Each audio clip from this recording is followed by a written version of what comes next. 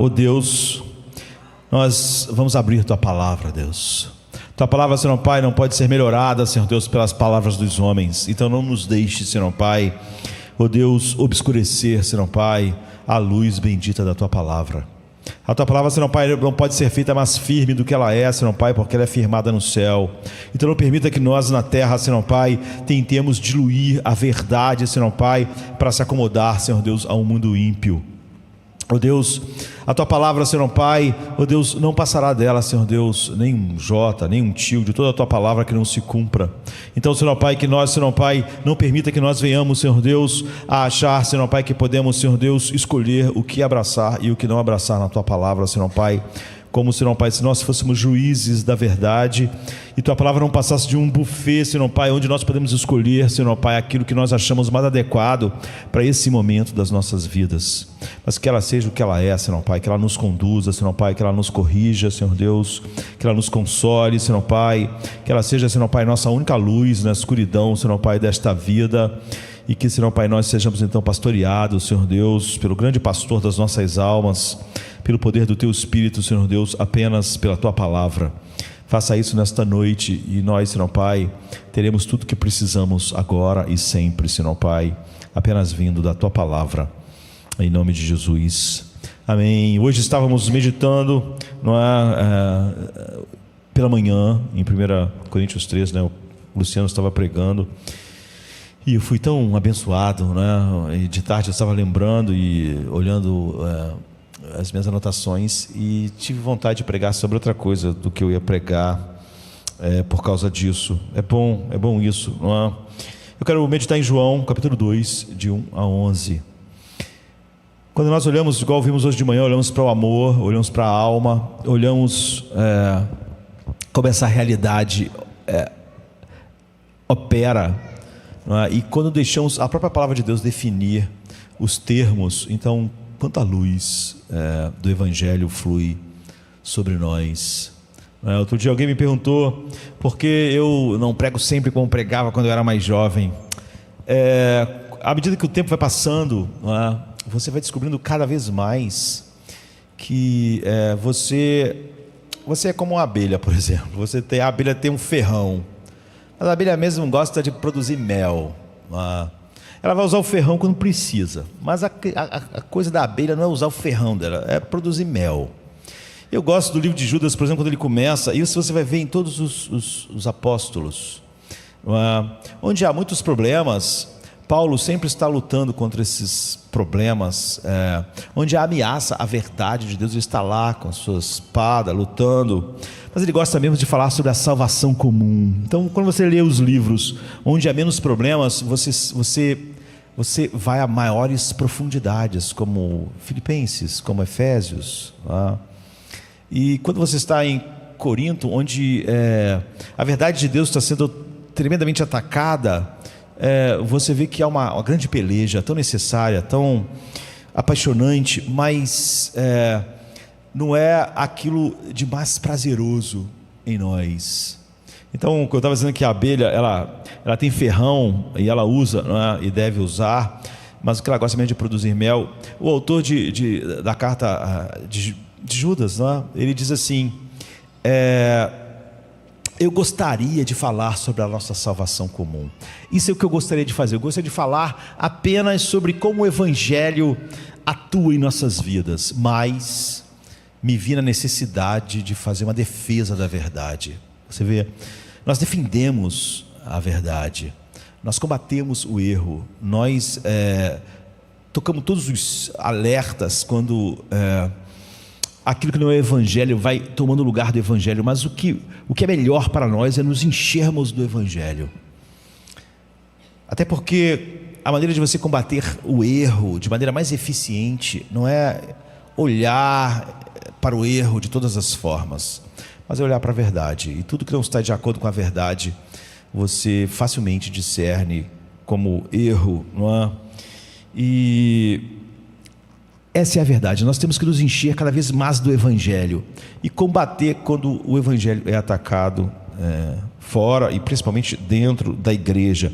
Mas o que leva nossas vidas de maneira mais doce para alturas mais maiores, ou para profundidades mais ricas, quanto mais nós nos enchemos do Evangelho. É assim que nós lidamos com todas as coisas em nossas vidas. E esse texto aqui, olhando como hoje de manhã, como a alma é sede, não é? E como aquilo que para a qual nossa alma foi feita, se resolve apenas no Evangelho. Aqui nós temos eu diria uma espécie de slogan do Evangelho nesse texto para nós pensarmos sempre, todo dia, sobre o que é o Evangelho e como isso realmente produz uma vida cheia de alegria indizível, realmente, por causa do Evangelho. E aí nós usamos o ferrão como abelha, mas nós gostamos de produzir mel.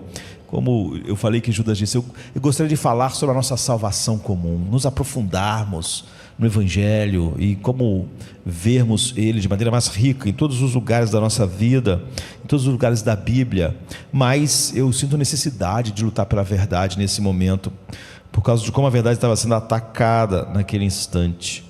Aqui é um acontecimento que todos nós conhecemos, que diz assim: no terceiro dia houve um casamento em Caná da Galileia. A mãe de Jesus estava lá e Jesus e seus discípulos também foram convidados para o casamento. Quando o vinho acabou, a mãe de Jesus lhe disse: eles não têm mais vinho. E Jesus disse: mulher, que tenho eu contigo? Em algumas versões, por exemplo, na versão que eu estou usando, diz: mulher, por que me envolves nisso? Respondeu Jesus: ainda não é chegada a minha hora. Sua mãe disse aos serventes: façam tudo o que ele lhes mandar. Por perto havia 6 potes de pedra para a água, do tipo usado pelos judeus para as purificações cerimoniais, cada uma com capacidade entre 20 e 30 galões. Jesus disse aos serventes: encham os potes com água. Então eles encheram até a boca, até a borda. E em seguida ele lhes disse: agora tirem um pouco e levem ao mestre de cerimônias, ao mestre de cerimônias da festa. Eles assim o fizeram. O mestre de cerimônias provou a água que fora transformada em vinho.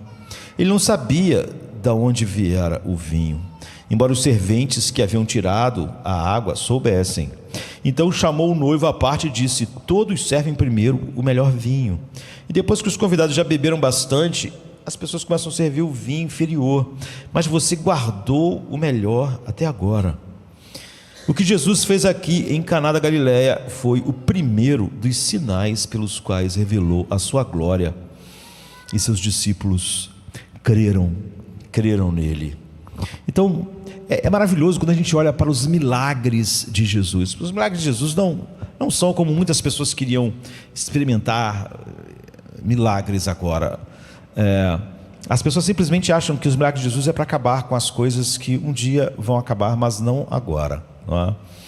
Nesse mundo nós vamos ter sofrimentos, doenças, vamos nascer com deficiências, ou vamos adquirir deficiências ao longo da vida, vamos ficar enfermos e um dia vamos morrer. Jesus não veio ao mundo a primeira vez para acabar com essas coisas. Nós sabemos que ele poderia falar e todas as doenças do mundo terminarem. Quando a gente olha para os milagres, no livro de João há uma série de milagres nos 4 evangelhos, mas no livro de João todos eles são chamados da mesma maneira, são chamados de sinais. Então você vê aqui no versículo 11, diz: o que Jesus fez aqui em Caná da Galileia, o milagre de transformar água em vinho, foi o primeiro dos sinais. Cada milagre era um sinal, não é? Isso é importante, significa que os milagres de Jesus não eram apenas uma demonstração de poder. Eu vou mostrar como eu sou poderoso. É óbvio que os milagres mostravam o poder de Jesus, mas não era só para ver, olha só como eu posso fazer coisas que ninguém faz, né? Jesus podia voar, podia então fazer alguma coisa assim, para mostrar que ele fazia coisas que ninguém podia fazer, coisas inúteis, mas que mostrassem apenas poder. Mas os milagres de Jesus não são meras exibições de poder, não eram meras exibições de quão poderoso ele era. Os milagres eram sinais.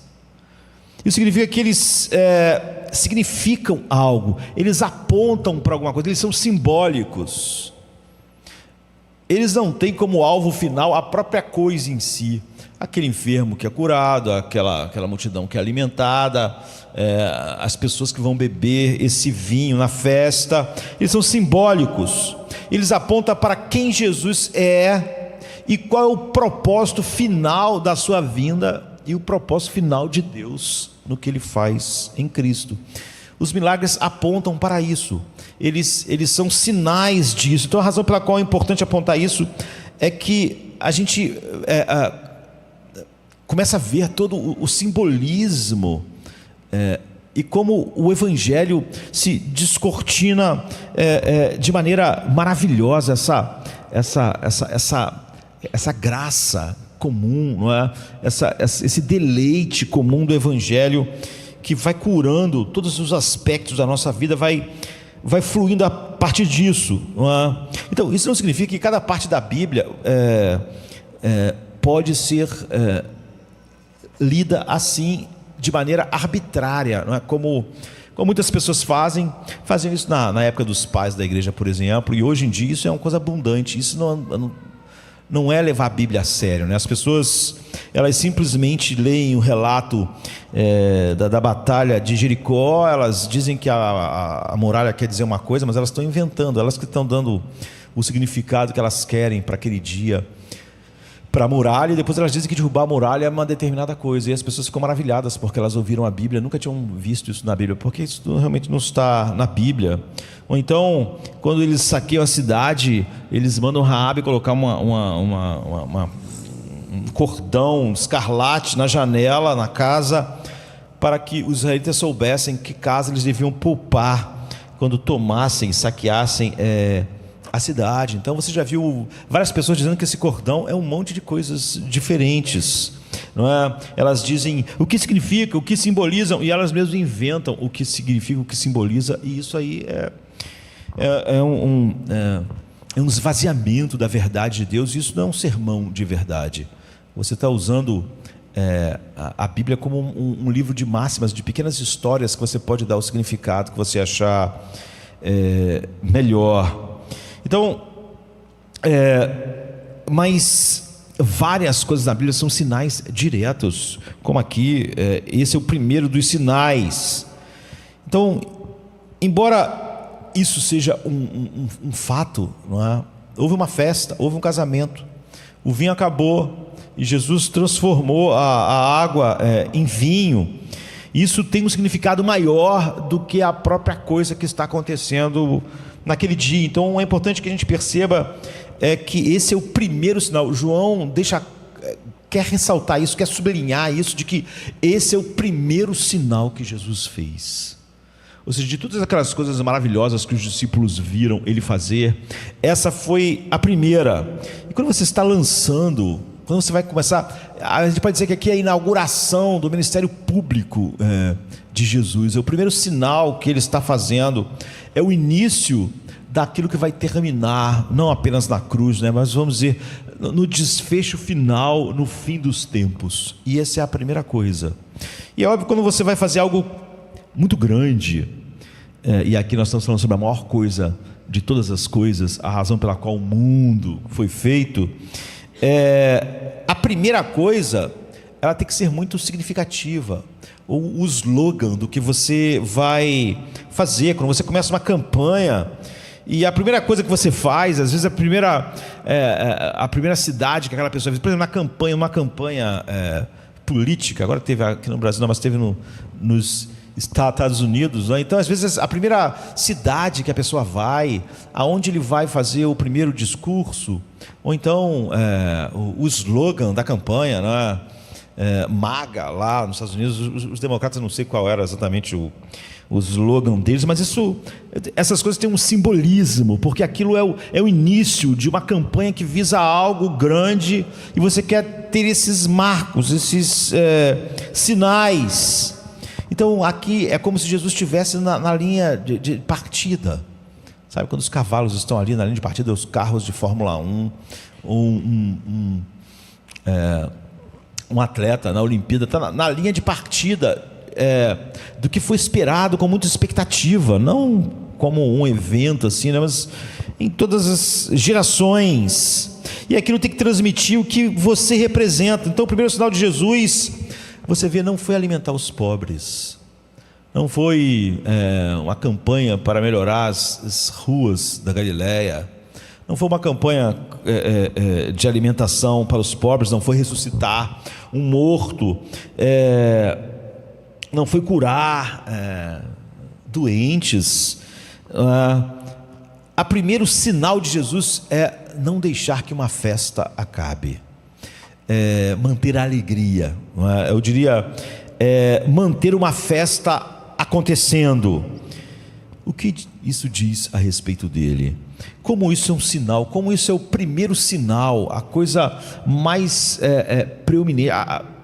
proeminente, a coisa que inaugura todos os sinais que ele vai fazer, todas as coisas maravilhosas dali em diante. A gente quer olhar para 3 pontos, não é?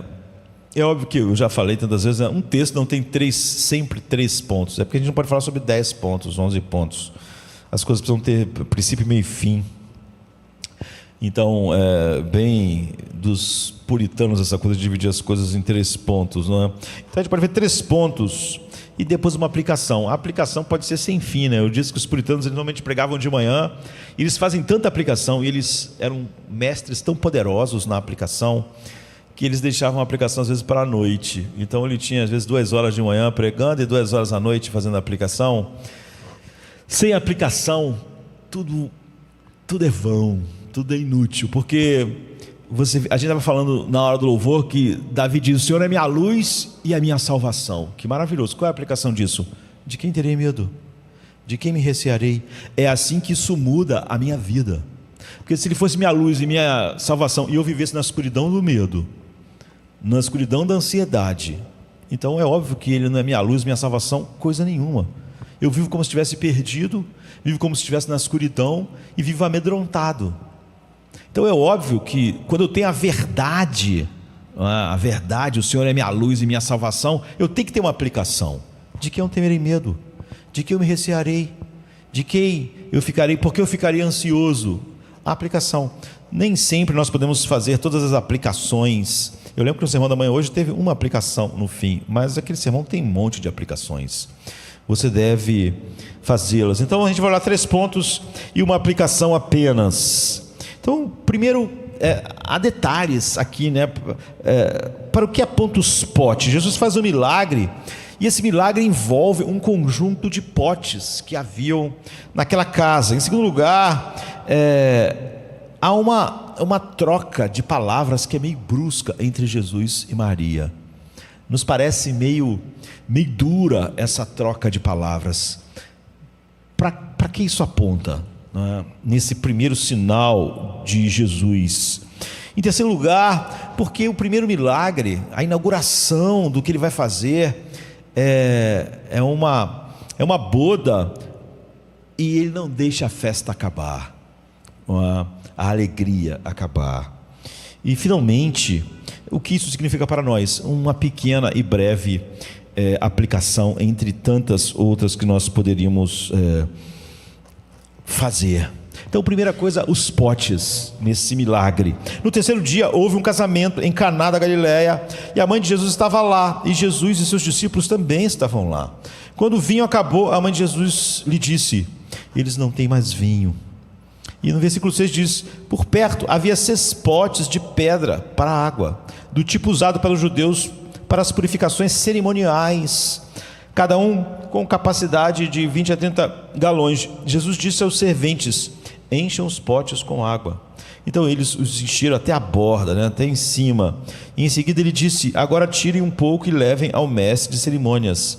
Eles assim o fizeram, e era vinho. Então, a primeira coisa que está acontecendo aqui é que o casamento naqueles dias era um grande evento. A gente pode dizer que hoje ainda é um grande evento, um casamento, né? Mas ele dura o quê? Às vezes, antigamente, a gente tinha uma cerimônia na igreja, né? E depois, quem sabe, ia para um salão de festas, mas isso durava algumas horas. Hoje em dia nem tem mais quase cerimônia na igreja. As pessoas já fazem cerimônia no salão de festas mesmo. Eles querem uma cerimônia muito rápida e depois você tem umas 2 horas, 3 e tudo acaba, não é?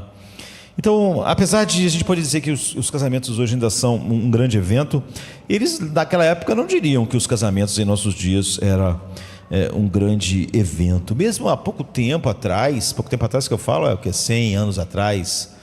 É porque eu não acho 100 anos atrás muito tempo, né? 1924, 100 anos atrás, ou 1900. Eu mesmo nasci em 1969, então eu não posso achar que o século passado é tanto tempo atrás assim, né? Às vezes eu estava vendo uma festa, um casamento no leste europeu, e a festa lá não era de pessoas ricas no filme, né? Mas a festa durou 4 dias na vila. A vila inteira envolvida e 4 dias. Isso pra gente é uma coisa que é inimaginável. Uma festa de 4 dias que envolva não só algumas pessoas mais próximas. Às vezes tem casamento que hoje em dia está cada vez mais intimista. Às vezes tem poucas pessoas, mas a vila toda, todo mundo que morava naquela localidade. Então o casamento era um grande evento naquela época. E lá, na época, Jesus durava mais de 4 dias. Mas você vê que há 100 e poucos anos atrás ainda tinha essa... E não era uma coisa tão apenas... A gente faz tudo sobre nós apenas, né? Mas era sobre a comunidade toda envolvida, a família toda envolvida, porque eram sociedades que dão muito mais importância ao coletivo do que ao individual, não é? Como você faz parte de uma família, as suas obrigações para com a família ou para com a sua aldeia, a sua cidade, e o lugar que você ocupa nisso. Então era um evento socialmente muito mais significativo do que é agora, como o próprio casamento. E a gente precisa também ter em mente que, embora isso não seja uma questão de vida e morte, não é? Eles ficaram sem vinho. Ou seja, você pode dizer que o primeiro milagre de Jesus não estava tocando em algo que fosse uma questão de vida e morte, não é? Mas naquela época era o vinho que fazia a festa uma festa. E isso até hoje, o vinho é esse símbolo de alegria, não é? E é verdade até hoje. E foi uma grande negligência, e isso se transforma num grande problema. Porque o vinho é que faz a festa ser festa. Sem o vinho não teria festa, não é? E era uma cultura de vergonha, não é? E de honra naqueles dias, diferente da cultura que a gente vive hoje. E numa cultura mais individualista como a nossa, você não está muito preocupado com as coisas que preocupavam essas pessoas. Como o que eu faço está impactando a minha família? As pessoas dizem, não, eu quero ser feliz. Como está impactando a minha família, o problema é a minha família. Como isso está impactando a minha cidade, o meu... Não importa, não me importo com ninguém, eu me importo comigo. Essa é a ideia que nossa cultura tem. É muito, muito diferente. Aquela é uma cultura de honra e vergonha. Trazer desonra para a sua família é a pior coisa que existe. Hoje as pessoas não se importam. Elas dizem, eu quero ser feliz. Se isso vai desonrar minha família, o problema é minha família. Não tem nada a ver com isso. Cada um vive a sua vida. Cada um constrói a sua identidade, a sua ideia de felicidade, mas não naqueles dias. A ideia de trazer vergonha para a sua família, vergonha para o seu pai, vergonha para a sua cidade, não é? Um traidor ou então um covarde, ele trazia vergonha sobre todo mundo, sobre a família dele, sobre a vila dele, e também a honra que ele recebesse, todo mundo participava dela. Então, trazer desonra para a sua família e seu povo era um grande problema. Além disso, naqueles dias, comer não era só uma questão de alimentação, não é? Era uma questão uma questão de comunhão, realmente. Era muito significativo, significava amizade, confiança, trocas reais. É por isso que Jesus usa essas expressões assim, então eu cearei contigo e você comigo, porque comer junto, comer uma refeição junto não é uma coisa banal como é hoje. não é? Era uma coisa significativa comer junto. Eu cearei contigo e você ceará comigo. Nós estaremos na mais profunda intimidade de relacionamento. Então envolvia amizade. Não comer com alguém, se você se recusasse a comer com alguém, era uma questão de rejeição. Eu não como com essa pessoa. Era uma questão de desrespeito. Por isso era tão chocante quando Jesus comia com pecadores e pecadoras, porque de alguma maneira era visto mais do que simplesmente dividir uma refeição. Tudo era carregado de significado em uma cultura de honra e vergonha. Portanto, essa grande falta significava que não só aquele casal seria envergonhado, mas a família deles, e eles iriam experimentar culpa e vergonha. Culpa e vergonha. Quando você, numa cultura de honra e vergonha, você traz não honra, não é? Você sente culpa pelo que você fez atingir toda a sua família, todos os seus amigos, todas as pessoas, a sua vila, a sua cidade. E a gente sabe que culpa e vergonha estão intimamente ligados. E o fato de Jesus saber que está resgatando aquelas pessoas que eram responsáveis por ter vinho ali, é visto no fato de que ele escolhe deliberadamente fazer o vinho naqueles potes. Tudo aqui, esse é o primeiro sinal que aponta para tudo que Jesus veio fazer e tudo que ele não é? E aqueles potes eram os potes usados pelos judeus para as purificações cerimoniais. O sistema cerimonial e sacrificial de adoração era tal que várias maneiras pelas quais os israelitas deveriam lavar e derramar sangue e purificar coisas estavam espalhadas na vida cotidiana deles. Um culto na velha aliança é muito diferente do culto em que nós estamos, onde todas as coisas necessárias para nos levar a Deus, nós totalmente indignos, foi feita por alguém. Foi feita por alguém definitivamente, nos dando esse acesso. Mas naqueles dias tudo tinha que ser feito de novo e de novo e de novo, até que aquilo que Deus proveu realmente viesse para fazer isso definitivamente. Então esses potes era o significado da contínua purificação que o judeu tinha que estar sempre fazendo e fazendo e fazendo, porque você não pode entrar diante de Deus a menos que seu pecado seja purificado. Você não pode entrar. A ideia de que Deus simplesmente aceita o que nós cantamos porque nós estávamos com uma boa intenção é uma ideia falsa. Se Deus ouviu nossos louvores hoje, foi por causa do sangue de Cristo. Sem isso, nossos cânticos seriam mera prepotência pecaminosa, fluindo de fonte pecaminosa diante de Deus. Então, representava ser purificado. Você não podia entrar diante de Deus a menos que o seu pecado fosse purificado.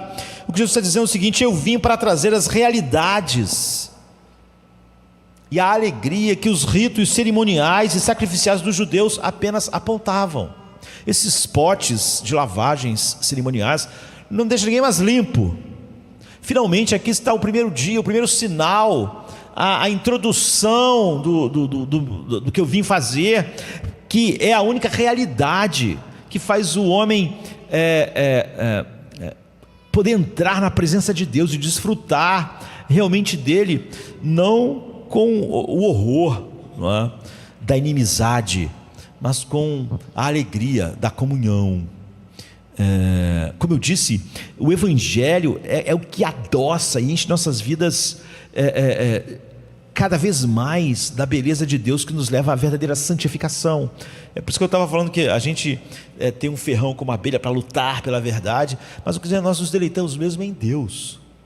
Haverá um dia que não precisaremos mais lutar pela verdade, porque não estaremos mais num mundo em que a verdade de Deus é continuamente atacada, ou não estaremos numa igreja, ou na igreja onde tantos erros penetram. Haverá um dia que tudo isso vai acabar, nós vamos baixar nossas armas, e vamos poder fazer o que já amamos fazer agora, que é desfrutar de tudo que Deus é em Cristo para nós, do Evangelho.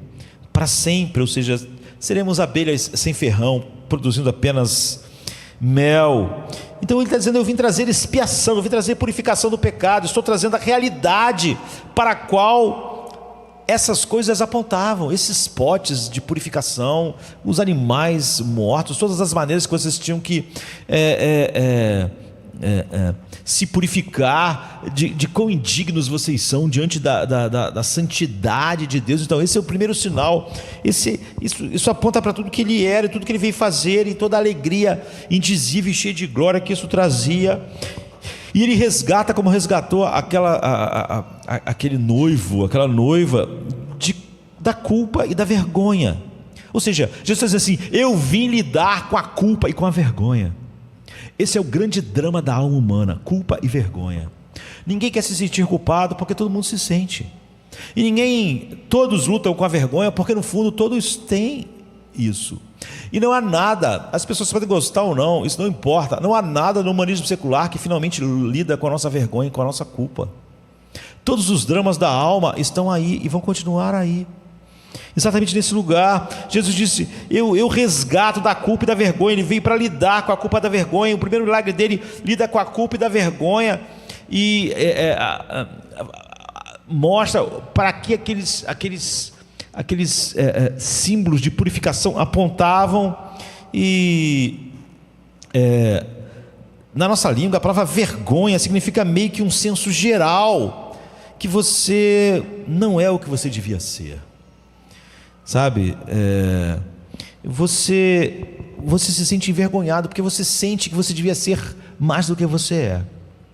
Não apenas de maneiras mais altas e sublimes, né, espirituais, mas em tudo. Você sente que você não é o que você devia ser, que todas as suas capacidades não alcançam o que deviam alcançar, que todas as suas afeições não são o que deviam ser, e que você então deve viver uma vida que é um jogo de esconder coisas e mostrar coisas que você acha que vão de alguma maneira lidar com a vergonha, ou não vão expor a vergonha. Então a vergonha ela está mais ligada a uma coisa geral.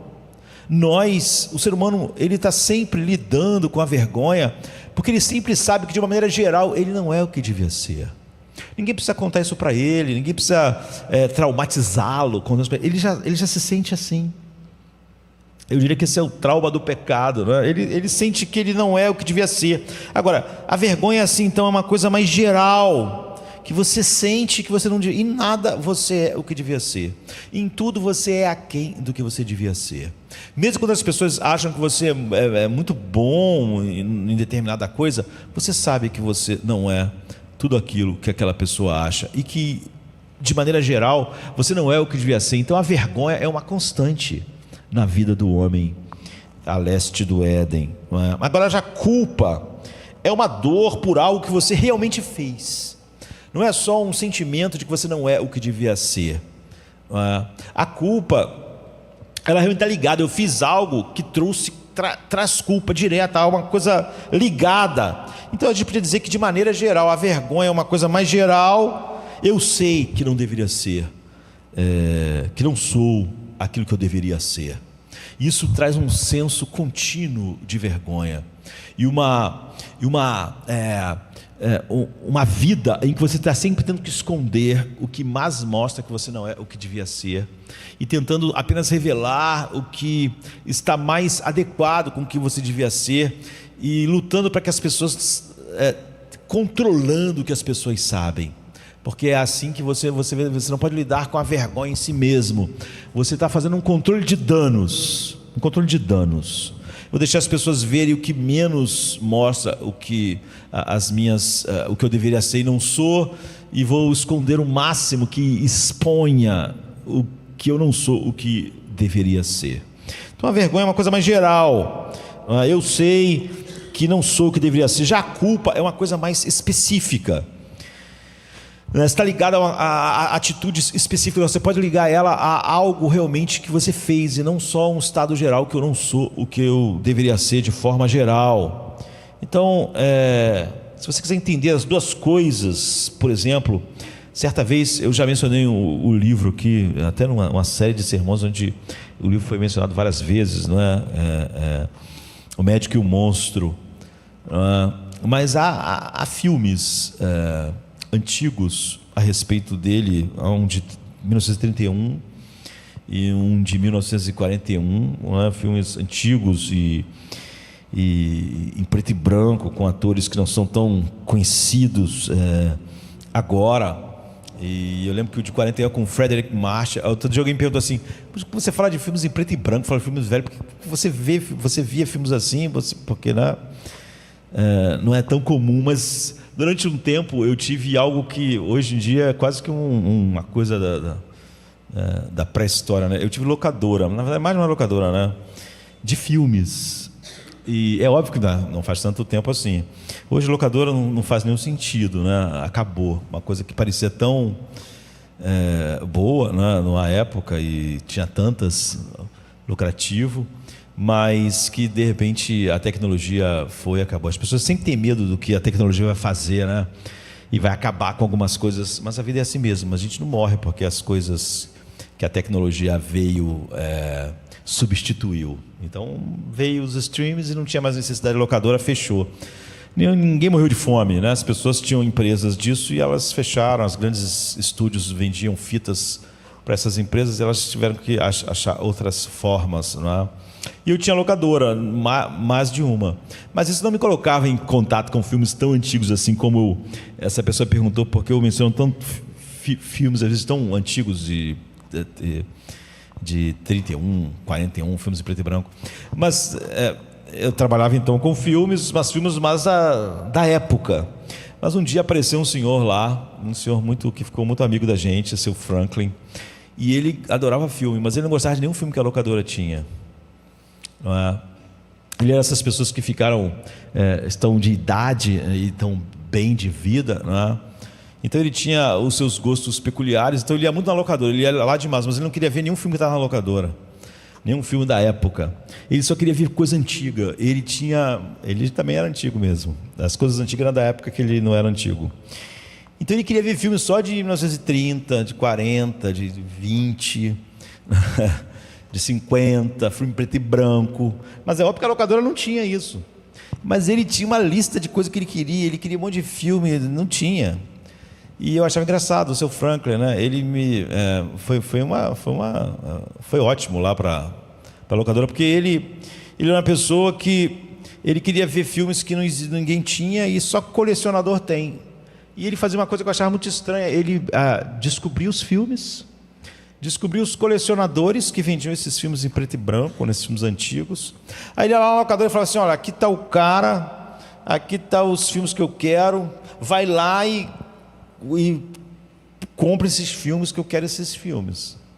E eu achava engraçado, porque ele já tinha feito tudo, o trabalho todo, era só ele mesmo fazer. Mas, de alguma maneira, ele queria que eu comprasse os filmes, visse os filmes, visse se estava tudo certo, para depois o filme para ele. Então, eu virei um atravessador, que ganhava com o que eu fazia, não é? Mas, na verdade, eu tinha muito trabalho, porque ele conseguia tudo, conseguia o colecionador, os nomes, o tipo de filme que ele queria, os atores. Mas eu tinha que ver, eu tinha que pegar, ver se estava bom, se os filmes estavam bons e tal. Isso fez eu ver uma quantidade enorme de filmes antigos, porque ele tinha uma coleção e ele parecia que nunca ia terminar essa coleção. Ele tinha dinheiro para gastar com isso. Isso me fez ver muitos filmes. E um desses... às vezes eu via esses filmes, O Médico e o Monstro, várias vezes, né? Porque tem o de 31, tem o de 41. E o Dr. Jekyll, no filme de 41, ele começa a explicar, numa cena do filme, que ele descobriu uma maneira científica, né, de separar a parte boa da parte ruim do homem, não é? E ele disse que encontrou, há uma cena em que Space Trance esse ator, ele está num jantar, né, e está explicando o Dr. Jekyll que está trabalhando em um tipo de ciência que vai permitir que finalmente o ser humano separe o bem e o mal nele, né, que é exatamente a história do livro, aqui do filme, né? E os convidados lá na mesa ficam todos chocados, né? Porque, veja bem, eles falavam, olha, você não está sendo um pouco presunçoso em supor que há mal em todos nós? Que todos nós temos mal para ser separado do bem? E o Dr. Dick, ele fica meio irritado, ele diz, olha, todos nós aqui seríamos hipócritas se não admitíssemos, todos tivemos pensamentos que não gostaríamos que ninguém mais no mundo soubesse. Nossos desejos nem sempre são adequados para uma sala de estar ou um momento de jantar como esse. Nós, que falamos que somos cristãos, não devíamos encarar isso, ele diz. E todos ficam ali, né, num círculo de alta sociedade, ficam meio desconfortáveis. E esse é o argumento poderoso dele. Ele diz, não seria um pesadelo, não seria nosso maior pesadelo se todos os pensamentos de vocês fossem publicados amanhã na internet, estivessem em todos os jornais, tudo que você pensou no último ano, para que todos os seres humanos vissem o que você pensou. Não seria o maior, você não diria que era uma invasão de privacidade, você não ficaria desesperado com a ideia de que tudo que você pensou vai ser mostrado a todas as pessoas? Se fosse uma espécie de mão, né, de Belsazar, escrevendo na parede todos os seus pensamentos que você teve no último mês, no último ano, e aparecessem, ou se tornassem audíveis, de repente, se você descobrisse que tudo que você pensa é audível, você ficaria louco, não é? Você ia querer ficar num lugar sozinho. Se você descobrisse que por ele está dizendo, algum defeito, os teus pensamentos agora são como fala. Todo mundo que está perto pode ouvir o que você pensa. Você já não ia querer ficar perto de ninguém, porque as pessoas iam poder ouvir o tempo todo os seus pensamentos. E ninguém poderia, ele diz, viver com isso. Ninguém poderia viver com essa situação. E todos ficam meio quietos enquanto ele vai dizendo isso. E ele diz assim, não há ninguém aqui que poderia viver mesmo algumas horas com todos os seus pensamentos, todos os pensamentos do seu coração e mente sendo publicados de repente para todo mundo ver. Por quê? Ele diz, porque todos temos vergonha do que somos. Todos temos que lidar com isso o tempo todo. Porque nós sabemos que não somos o que deveríamos ser. Sabemos que todos os nossos sentimentos não são os sentimentos que deveriam haver. Sabemos, todos vivemos, ele diz, num grau de vergonha. Ou então nós não teríamos nenhum problema em todos os nossos pensamentos serem publicados, em todas as pessoas saberem tudo que nós pensamos. O problema com essa ideia, esse experimento mental, se fosse possível, ele diz, deixaria todos nós no maior desespero possível. Então, por exemplo, se você isso é a vergonha. Você vê, a vergonha é uma coisa geral. Ele não está falando sobre uma coisa específica, ele está falando sobre o todo. O todo é que nós sabemos que não somos o que devíamos ser, ou não pensamos tudo só o que devíamos pensar, ou não sentimos tudo só o que devíamos sentir, de tal maneira que se isso de alguma maneira se tornasse audível, ou fosse escrito numa parede, ou fosse publicado, então seria um pesadelo para nós. Mas quando a gente fala de culpa, a vergonha e culpa, a culpa ela está ligada a algo específico, não é? E não tão geral assim como a vergonha generalizada.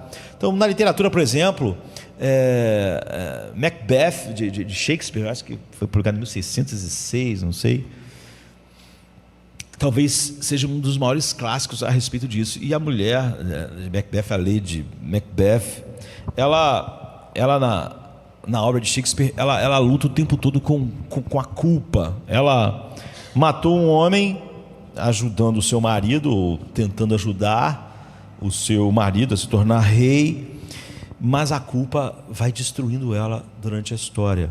E ela vai enlouquecendo, ela vai tendo, ela vai vir, a partir de determinado momento, ela sempre vê a mão dela suja de sangue. E ela lava a mão, ela vai ficando com compulsão de lavar a mão, porque ela vê que a mão dela está suja de sangue e ela lava a mão. e a mão dela nunca fica limpa, sempre há algum resquício de sangue lá. É assim que Shakespeare está elaborando como a culpa nos devora.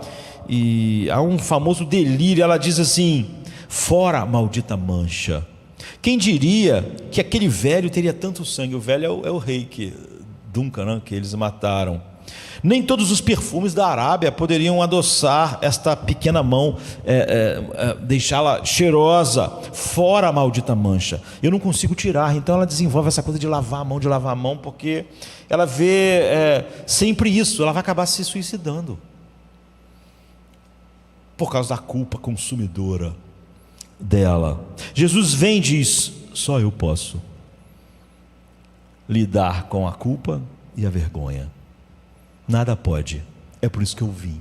Essa é uma das razões pelas quais eu vim. Eu vim como o único que posso lidar com a culpa e a vergonha. Ninguém mais pode. Ela é destruidora, igual foi para Lady Macbeth, ou apavorante, igual no Médico e o Monstro. E não há nada que o homem possa realmente fazer. É totalmente inútil. O homem vive esses horrores em sua alma, e não há nenhuma cura para eles no mundo. Qualquer mancha, qualquer culpa, qualquer mácula, não importa que você tenha de maneira geral, e daquilo que você pode rastrear como culpa, não é? Eu posso purificá-la, Jesus está dizendo. Foi para isso que eu vim. Então essa é a primeira coisa que a gente aprende aqui, no primeiro sinal de Jesus. Está dizendo o que ele veio realmente fazer. A ideia de que a alma humana pode ser tratada por alguma coisa que não é Cristo, é uma ideia da escuridão no nosso mundo, mas é uma ideia totalmente diabólica na igreja. Em segundo lugar, além desses potes cerimoniais onde o vinho é feito, lidando aquilo que era para lidar com a vergonha e com a culpa, em segundo lugar, há essa troca de palavras entre Jesus e sua mãe, que nos parece meio brusca, não é? E não nos parece meio duro para nós. Quando o vinho acabou, a mãe de Jesus lhe disse: eles não têm vinho.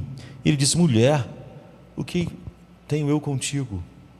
Algumas versões, outras versões, aqui eu usei: mulher, por que me envolves nisso? Respondeu Jesus: ainda não é chegada a minha hora.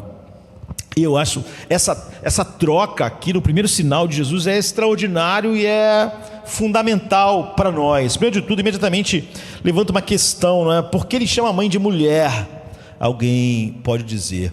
Normalmente as pessoas gostam de fugir dessas coisas, dizendo: não, graças a Deus, aqui no grego significa, não significa nada, significa exatamente isso. Parece brusco, parece meio duro, parece meio ríspido, mas na verdade lá no grego é assim mesmo.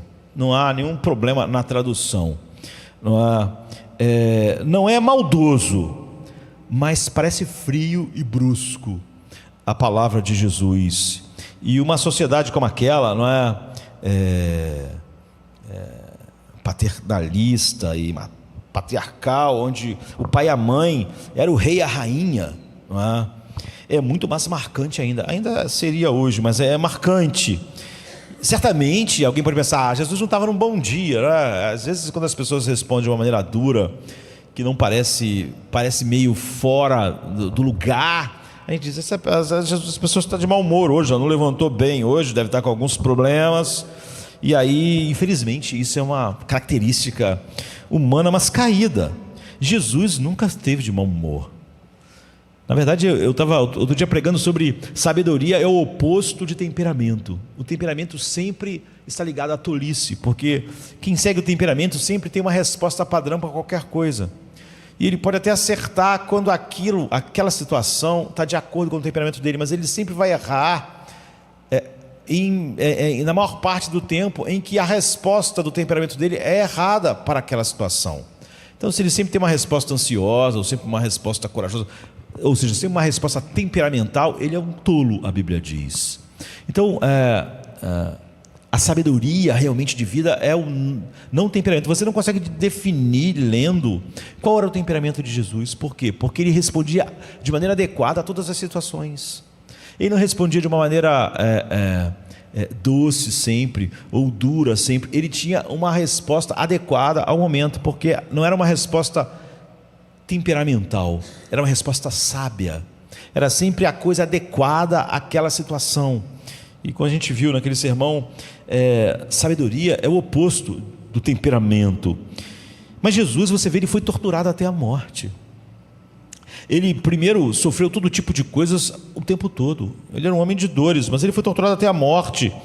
E realmente ser torturado por horas e horas e horas, com as piores torturas imagináveis que você possa imaginar, não deixa ninguém de bom humor.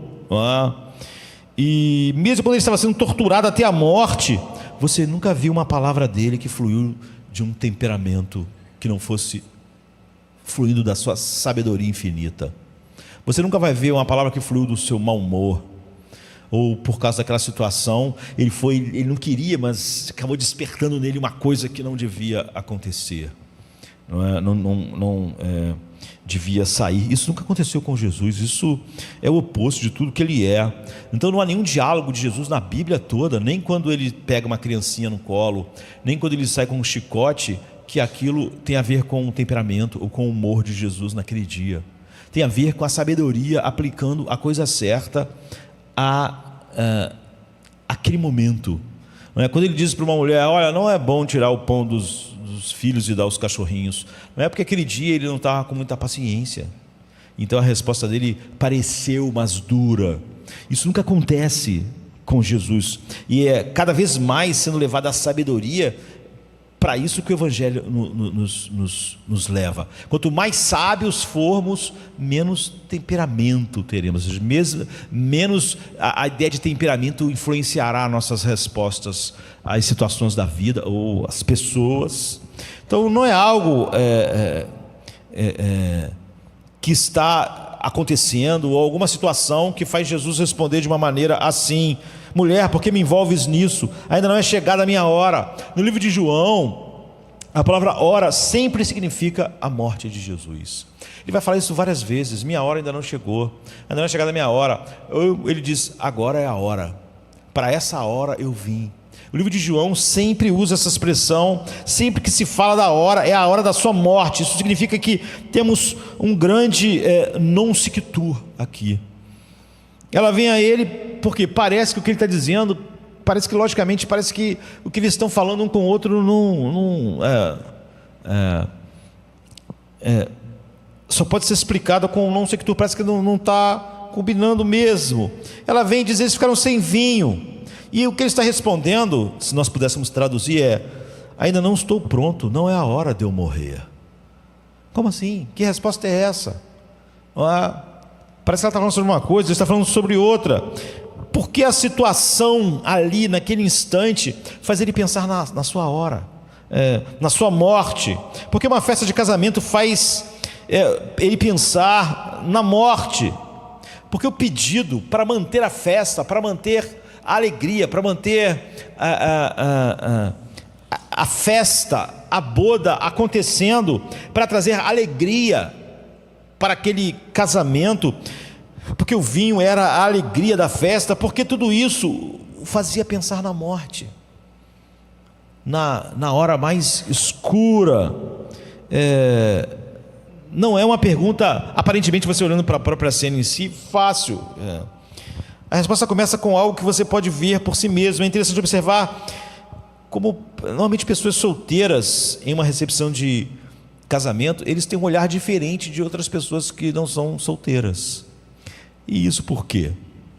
Porque se você é solteiro em uma recepção de casamento, em uma festa de casamento, é muito difícil não imaginar, ou não visualizar, ou pensar sobre o próprio dia do seu casamento. Se vai acontecer ou não, você não sabe.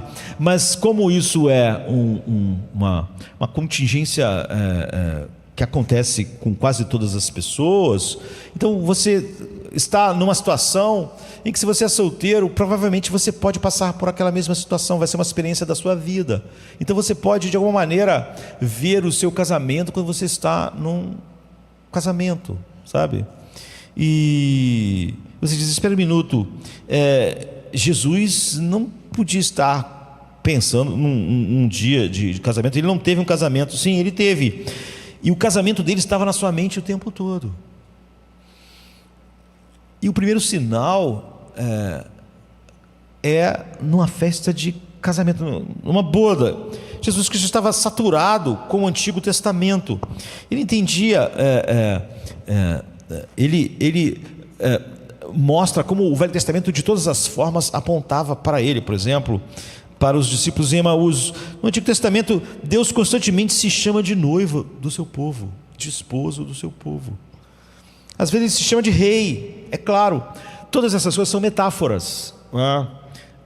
E a gente nunca deve confundir a metáfora com a realidade. Mas Deus, Ele é rei, Ele é Senhor, mas Ele não quer apenas um relacionamento como um povo tem com um rei. Esse é o relacionamento correto de termos com Deus, o relacionamento de um povo, os súditos, com o grande rei. Mas isso, se você usasse só essa metáfora, não é tudo que Deus planejou para o seu povo. Por isso que a Bíblia sempre tem várias metáforas para cada coisa que Deus faz, nunca é uma metáfora só. Quando vai falar de salvação, ele vai falar sobre moedas perdidas, ovelhas perdidas, filhos pródigos. São coisas diferentes, mas porque uma só não é a realidade, não é? E uma metáfora só não consegue apontar para a realidade. Então, ele é rei, mas isso não é suficiente. Você vê a relação que um rei tem com os seus súditos no mundo, não era suficiente. Então, você vai ter muitas metáforas, né? Você vai ter a metáfora dele ser a videira, dele ser pai, não é? Para que você vá olhando as várias maneiras com que, na verdade, o Evangelho te resgata e te coloca numa relação com Deus, até ser o mesmo corpo, que é a mais poderosa de todas. Então, ele também quer um relacionamento de amor com o seu povo, como um noivo para com a sua noiva, um amor que os envolva para sempre. E às vezes, na verdade, com bastante frequência, ele se chama de noivo do seu povo e amante do seu povo, de tal maneira que ele fala sempre, os profetas, a respeito da idolatria como adultério, como prostituição, não é? Ele vai usar, vai fazer um profeta casar com uma mulher adúltera, para quê? Para mostrar o que é, não é? Então, se você entender isso, esse contexto, é que ficará tão você vai ficando menos surpreso e com uma visão cada vez melhor, quando cada uma dessas metáforas expande o que Deus quer. Então, por exemplo, em Mateus 9, as pessoas começam a reclamar que os discípulos de Jesus nunca estavam jejuando. Os discípulos de João Batista, eles estavam sempre orando e jejuando e se arrependendo de maneiras mais visuais, para se aproximar de Deus. E eles sempre então tinham, durante muitas vezes, os seus rostos mais abatidos, por estarem jejuando. Estavam sempre jejuando, não comendo para orar e tudo mais. Mas os seguidores de Jesus nunca jejuavam, eles nunca tinham aquela aparência, eles nunca estavam realmente jejuando, e eles começam a criticar ele por isso. Estavam sempre comendo, bebendo, e as pessoas diziam: vocês não são muito espirituais, os teus discípulos nunca estão jejuando, eles nunca estão usando aqueles sinais de contrição. E Jesus, em Mateus 9, diz: porque os amigos do noivo jejuariam enquanto o noivo está com eles. Você vê, ele se chama de noivo quando o noivo está, porque eles jejuariam. Então, a menos que a gente conheça o contexto, não é? E aquelas pessoas conheciam, elas ficaram chocados. Estava na cara que ele estava se chamando de o noivo de Israel, o próprio Filho de Deus. Os judeus foi aumentando a sua hostilidade para Cristo, porque eles entendiam exatamente as reivindicações que Jesus fazia a respeito dele. Como eu costumo dizer, muitas pessoas pensam que o que mais choca o mundo são os falsos mestres, a venda do evangelho por dinheiro. Mas na verdade o mundo fica muito mais irado quando ele ouve a verdade do evangelho. A verdade do Evangelho deixa até as pessoas na igreja iradas. A verdade da graça soberana, das doutrinas da graça, elas enfurecem o mundo muito mais do que um falso mestre. Eles podem criticar um falso mestre, mas eles entendem os motivos que alguém faz do dinheiro a razão pelo qual eles, por exemplo, servem a Deus. Porque naturalmente o ser humano é um bicho, mesmo quando pensa em Deus, está pensando em si mesmo, no que Deus pode dar a eles.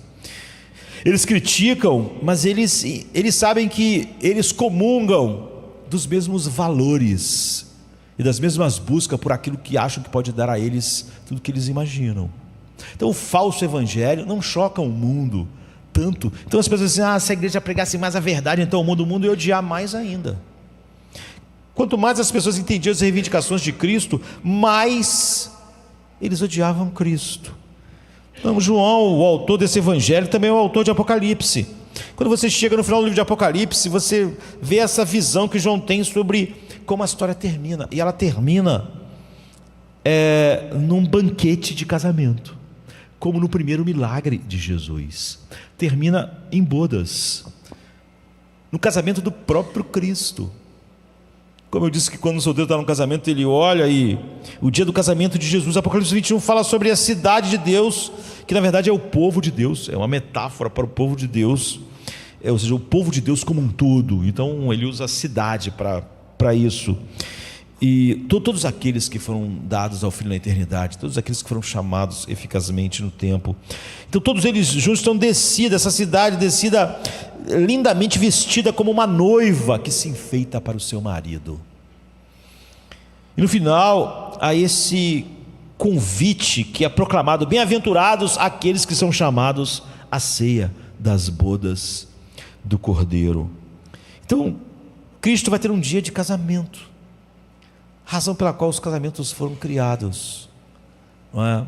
Para ser um sinal. E o primeiro sinal, o primeiro milagre dele é de um casamento que aponta exatamente para o que ele veio fazer e o desfecho.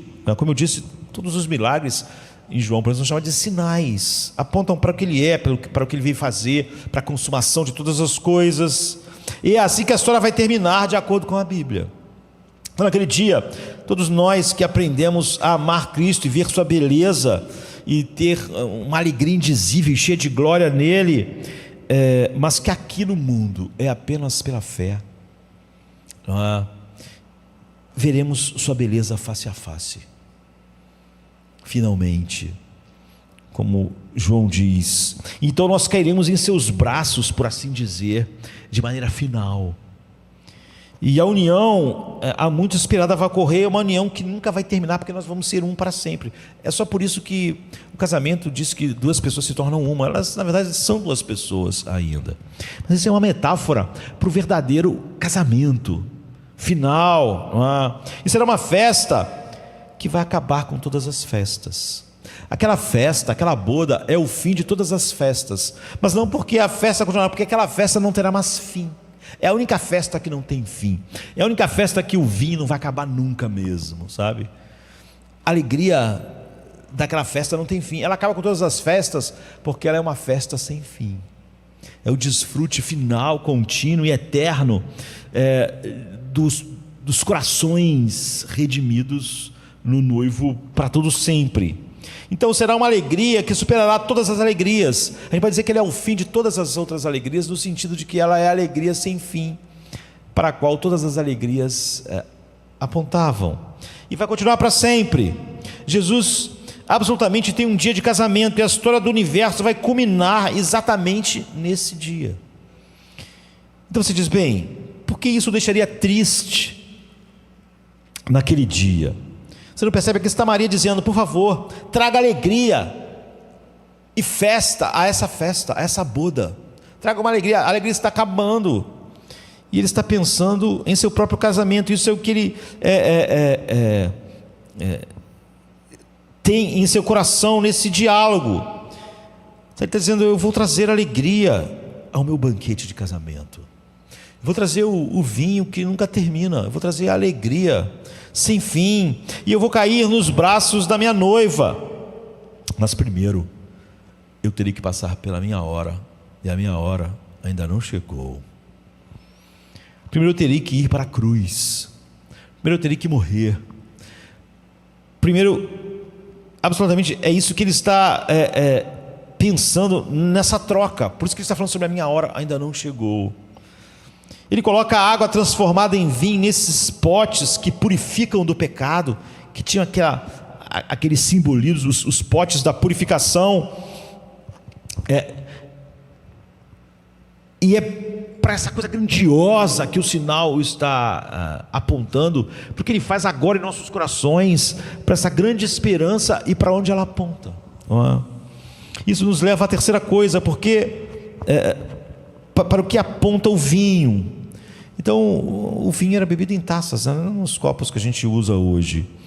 E há apenas um outro lugar próximo ao fim da vida de Jesus, na verdade, em uma noite em que ele fala sobre taças de vinho 2 vezes. Uma é de maneira figurativa e a outra é de uma maneira literal. No Getsêmani, ele sabe que vai para a cruz. Finalmente, aquilo que ele falou para a mãe dele, que a hora dele não tinha chegado, ou seja, aquilo que traria alegria sem fim, numa festa sem fim, numa boda sem fim. Ele está orando, suando e sangrando e diz: Pai, se possível, afasta de mim este cálice. Ele está falando figurativamente, porque o cálice que ele está falando é o cálice da ira de Deus. Muitas pessoas, até cristãos, quando falam do cálice da ira de Deus, eles estão pensando no cálice do mau humor de Deus. Mas o cálice da ira de Deus não tem nada a ver com humores. O cálice da ira de Deus, o que contém nele é maravilhoso, mas é terrível para nós, porque o cálice está cheio da sua justiça infinita, que faz de qualquer pecado um mal infinito. Então o cálice é terrível, mas não porque ele está cheio de mau humor, como a gente chama de cálice da ira. Nós estamos pensando simplesmente em fúria de mau humor. Não, ele está cheio da justiça de Deus. Justiça é a avaliação correta que cada coisa merece, para o bem e para o mal. Então a justiça de Deus é a justa retribuição para cada pecado. É isso que esse cálice está. Ele está cheio de toda a justiça de Deus que deve cair sobre todos aqueles que Ele deu ao seu Filho. Ou seja, é aquilo que o pecado realmente merece. É algo maravilhoso o conteúdo do cálice, mas é terrível para o pecador, porque a justiça de Deus, ao dar ao pecador o que ele merece a fúria, como João mesmo vai dizer o que contém a taça, a fúria da ira de Deus Todo-Poderoso. Ou seja, é fúria, é ira. Agora, a fúria da ira de Josemar é pequena, porque eu tenho muito pouco poder. Quanto mais poderoso é alguém, mais a fúria da sua ira é terrível. Agora, se é o Deus Todo-Poderoso, onipotente, então a fúria da sua ira é onipotente, como Ele é onipotente. Então olhe para o pecado, o mal, como ele é e o que eles merecem. Merecem a punição, essa punição é o cálice, é a punição que merecemos. Jesus diz: há alguma maneira de não beber este cálice como se fosse o pior de todos os pecadores, já que ele está concentrando o pecado em um ser só, já é uma quantidade incrível de ira infinita, mas ele está concentrando no cálice a justiça de Deus para ser derramada sobre todos aqueles que o Pai deu a ele. Ele diz: mas no entanto não seja feita a minha vontade.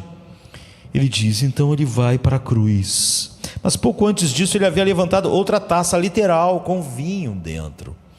Ele diz: este é o cálice do meu sangue. Não vou beber novamente ele até que eu beba com vocês no reino. Ou seja, até que eu, em vez de ser o cálice da ira, vocês finalmente bebam naquela festa de casamento o vinho da alegria. Até lá eu não vou beber. Esperarei até o meu casamento. Esperarei até minha noiva estar pronta e beber comigo naquele dia a alegria infinita que finalmente chegará a vocês sem limites. Isso significa que Jesus Cristo tem que tomar o cálice da maldição de Deus para que você possa tomar o cálice naquele dia, para que você possa beber aquele vinho, como Ele transformou a água em vinho, para que você possa beber aquele vinho, para que a festa seja eterna naquele dia. Ele vai ter que beber o cálice da maldição. Nada que alguém gaste para alegrar um casamento, nenhuma despesa de casamento é tão cara quanto a que Jesus pagou. Uma despesa infinita. Para eu tomar o cálice da alegria naquele dia, Ele teve que tomar o cálice da desolação. Ele eleva o cálice da maldição aos lábios para que nós possamos beber naquele dia com Ele. Ele diz: eu não vou beber até vocês poderem beber comigo, mas o cálice que eu vou tomar amanhã, eu vou tomar sozinho, para que vocês possam beber daquele cálice.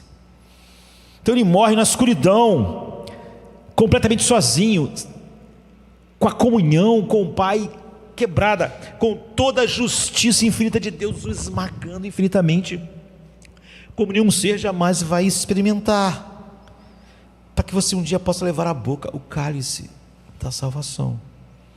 Então Ele morre na escuridão completamente sozinho, para que possamos ser trazidos ao banquete de casamento e nos unirmos a Ele finalmente nas bodas. É a maior despesa de casamento que já se viu, para que a festa dure para sempre, para que o vinho não acabe. Em outras palavras, o vinho, seu sangue, é a nossa alegria infinita. Mas Ele teria que beber o cálice da desolação, que são os nossos pecados. Então Ele transformou a água em vinho nos potes cerimoniais, e Ele sabe o que tudo aquilo significa. Ele sabe que o casamento foi criado. Ele sabe porque o primeiro sinal, o primeiro milagre dele, que são sinais para o que aponta. É óbvio que a hora dele veio à mente dele imediatamente. O derramamento do meu sangue, que será agonia para mim, vai ser a alegria eterna de vocês. Vai ser o vinho da alegria. Eu vou transformar mais do que água em vinho. Eu vou tomar sozinho o cálice da maldição e da desolação, e isso para vocês será o cálice da alegria eterna. Essa ideia de que a morte de Jesus traz alegria é o tema da passagem. É a inauguração do que Ele veio fazer. Ele veio para que nós tenhamos alegria, a nossa alegria seja realmente indizível e cheia de glória. Quem inventou um evangelho sem alegria, mesmo neste mundo, é alguém muito longe do evangelho. Tudo que é feito é sobre isso. E esse sinal está apontando para isso, para o que Ele veio fazer realmente, para que a minha alegria esteja em vós e a vossa alegria seja completa. É sobre isso que o evangelho é. É para isso que o sinal está apontando. Então, traz alegria a 2 níveis. Primeiro de tudo, vamos voltar à pergunta original: por que esse é o primeiro sinal? Porque essa é a primeira coisa que Ele quer mostrar sobre si mesmo, o que Ele veio fazer, o que Ele faz. Porque o primeiro sinal não é alimentar os famintos, ou curar os doentes, ou ressuscitar os mortos. Quando o vinho foi levado ao mestre de cerimônias, no versículo 8, ele provou a água que havia se transformado em vinho, e ele não sabia de onde a água de onde veio. E ele chamou o noivo e disse: ei, todas as pessoas servem primeiro o melhor vinho, e depois que as pessoas já beberam mais, estão mais sem poder discernir melhor os sabores, depois as pessoas dão um vinho mais barato. Depois que os convidados já beberam bastante e não conseguem mais perceber a diferença entre o vinho barato e o bom. Mas você guardou o melhor até agora. Quem é o mestre de cerimônias? Ele é o cara que faz a festa acontecer, não é? Normalmente, dependendo do mestre de cerimônia, tudo vai ser muito bom, tudo vai ser ruim. A festa vai ser um sucesso ou não vai ser. E uma vez eu fiz um casamento no Alto da Boa Vista. O mestre de cerimônia, para mim, era o cara mais chato do mundo, né? Ele tinha 300 mil regras e foi chato a beça fazer aquele casamento. Então a festa toda depende do mestre de cerimônias. E a razão pela qual ele estava muito feliz que o melhor vinho estivesse sendo servido agora era que a função dele era manter todo mundo satisfeito na festa, e agora seria fácil, né? Já que tinha um vinho tão bom agora, ele não precisava usar mil criatividade para fazer a festa continuar maravilhosa e boa, porque ficou fácil para ele. Mas você não vê, Jesus é o verdadeiro mestre do banquete, ele é o verdadeiro senhor da festa, só ele sabe trazer alegria. E o problema é que todo mundo à nossa volta é infeliz, o ser humano é infeliz. A gente viu que, de alguma maneira, vergonha e culpa está no coração de todo mundo. Há uma inadequação e nós não podemos construir, na verdade, identidade em nossas vidas, porque essas duas coisas estão lá, elas são realidades, das quais nós podemos usar mil coisas, mas não conseguimos lidar com elas. Então Jesus está mostrando, eu vim trazer alegria, para que a minha alegria esteja em vocês e a alegria de vocês seja completa. Porque só eu posso lidar com as coisas que realmente fazem o homem não a tê-la. Eu vim para sofrer, é claro. Meus seguidores sofrerão. Paulo diz: no mundo tereis aflições. Os cristãos começam a achar que a vida é sobre aflição, sobre dor. Nós, para entrarmos no reino, importa que por muitas tribulações, tem pessoas que começam a ligar a espiritualidade a isso, né? Muitas tribulações, muitas aflições, mas essas coisas são realidades, tudo isso é verdade.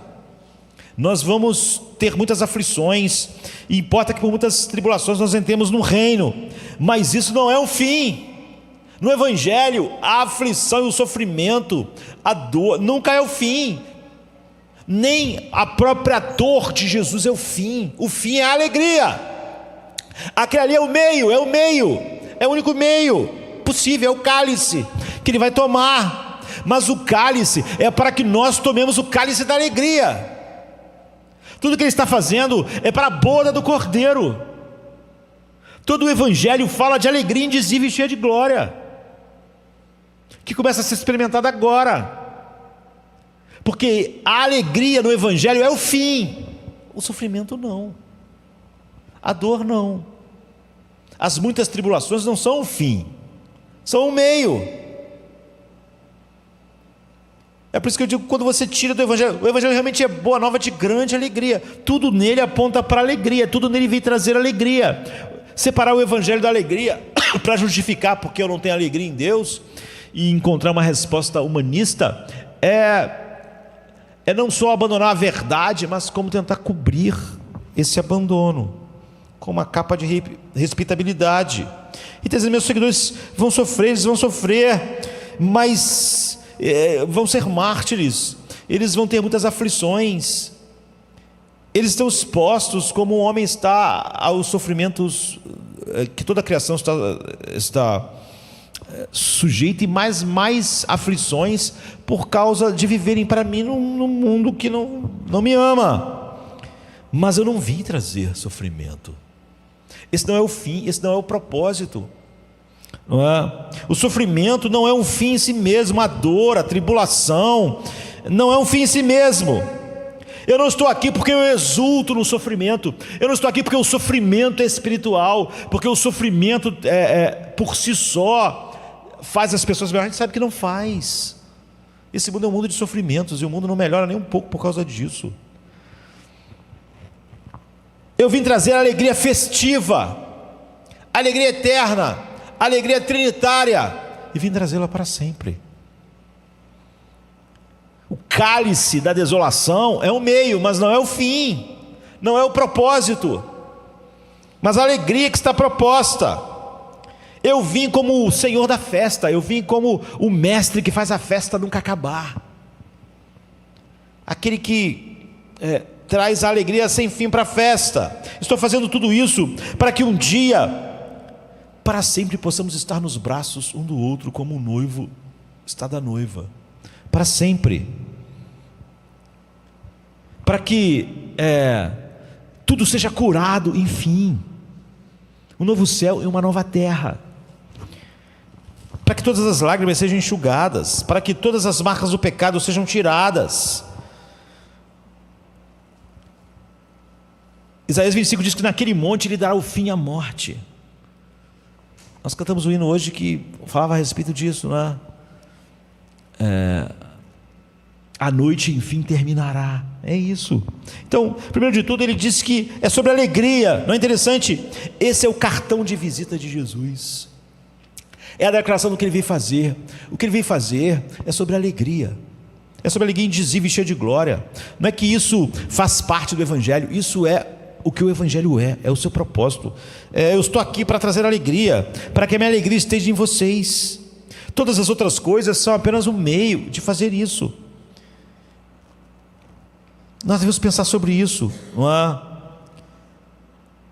Sobre as metáforas que Deus usa. O fato de Jesus, Deus, se chamar de noivo, aponta para a ideia de que Ele é o verdadeiro noivo, não é? De que tudo para o que o casamento aponta é só para isso, essa coisa final.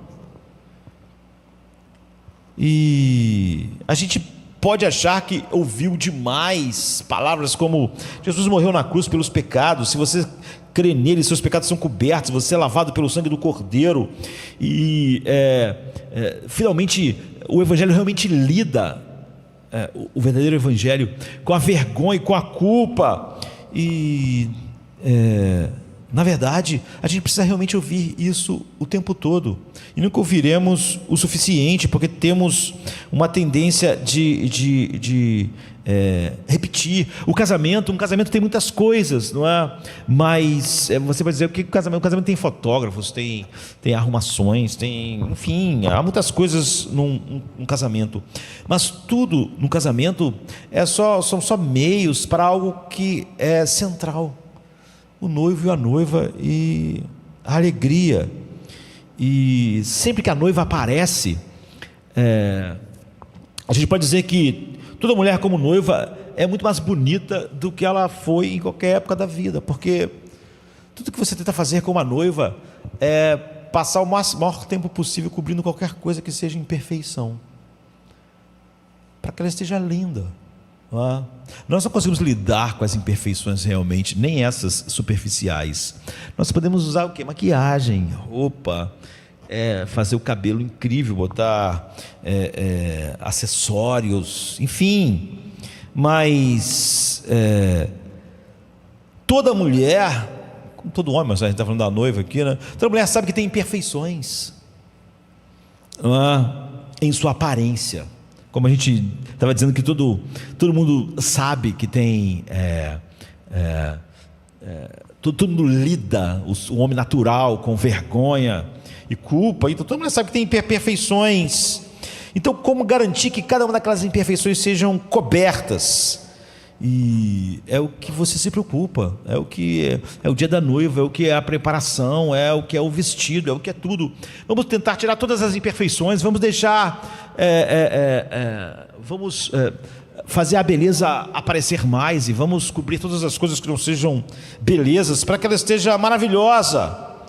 E na verdade o que todo mundo espera, não é? Todo mundo quer ver a noiva entrar. Então as pessoas pensam em todas as coisas, em como cobrir as imperfeições. E então é pó, é corretivo, é maquiagem, é roupa, é tudo. E quando ela entra, então a beleza, a deslumbramento para o noivo. Então Jesus fala dessas imperfeições encobertas para sempre, não maquiadas. Mas é por isso que a Bíblia diz que nós teremos uma noiva sem mácula, sem ruga, sem imperfeição, uma noiva adornada. Realmente não haverá nada do que é a imperfeição, não como nós lidamos no casamento para lidar com todas as imperfeições da aparência com maquiagem.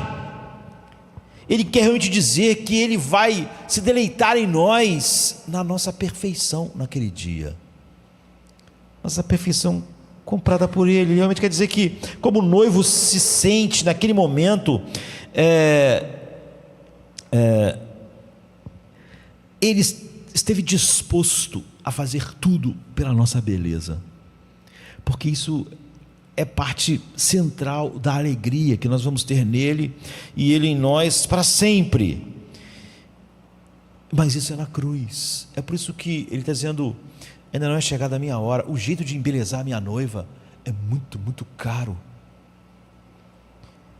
É possível? É possível, mas o custo é inimaginável.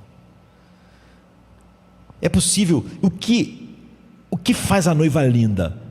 É o Evangelho. É isso que é o Evangelho. O Evangelho é o que Cristo fez para tornar a noiva linda e perfeita para aquele casamento. Por isso que eu disse, nós gostamos de combater o erro, mas nós gostamos mesmo de pregar o Evangelho. Nós somos como Judas, que diz: eu estava pronto para falar da nossa salvação comum, do Evangelho, do que ele faz, mas vou ter que combater aqui o erro.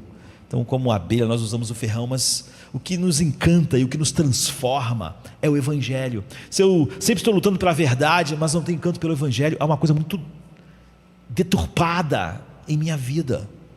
E pior, o que eu prego tem mais a ver com a lei do que com o Evangelho, então é algo totalmente distante da verdade, que é uma boa nova. Então o conhecimento disso é o vinho.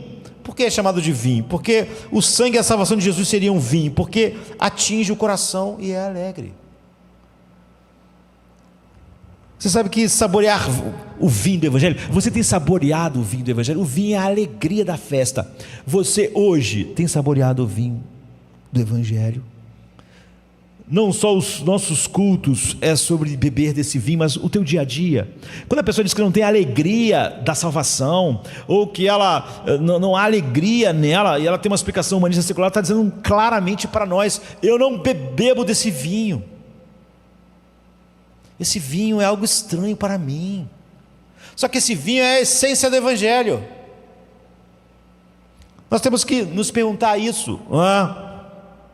E você precisa pensar sobre o que você é em Jesus Cristo, o que aconteceu com você, e na medida que você percebe e olha para você como Ele olha como noivo para a noiva, haverá perfeito equilíbrio e paz para sempre, porque toda a beleza dele estará na noiva, de tal maneira que ela não tem nenhuma imperfeição, porque ele pagou o custo maior que existe para aquela festa sem fim de alegria.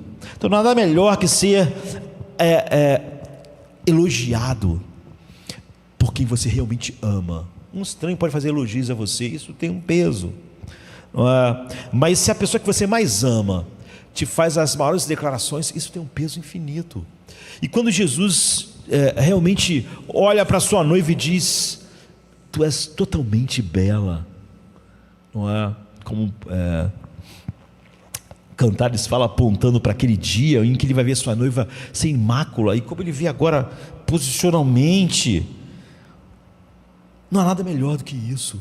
Não há nada que alegra mais o coração do que quem você mais ama declarando que você é perfeito para Ele, que você é lindo ou linda. Essa é a alegria do Evangelho. Você tem bebido esse vinho agora e vai dizer que alguma coisa não está bem na sua vida, você não tem paz, equilíbrio, nem alegria. É totalmente impossível. A pergunta então fica: você já provou desse vinho? E o que significa para nós? O que isso significa para nós se levássemos isso a sério? O Evangelho realmente é totalmente transformador, como vimos hoje pela manhã. Mas se você diminuir o Evangelho a tamanhos que sejam explicáveis pelo humanismo secular, você perdeu o Evangelho, você não tem o Evangelho.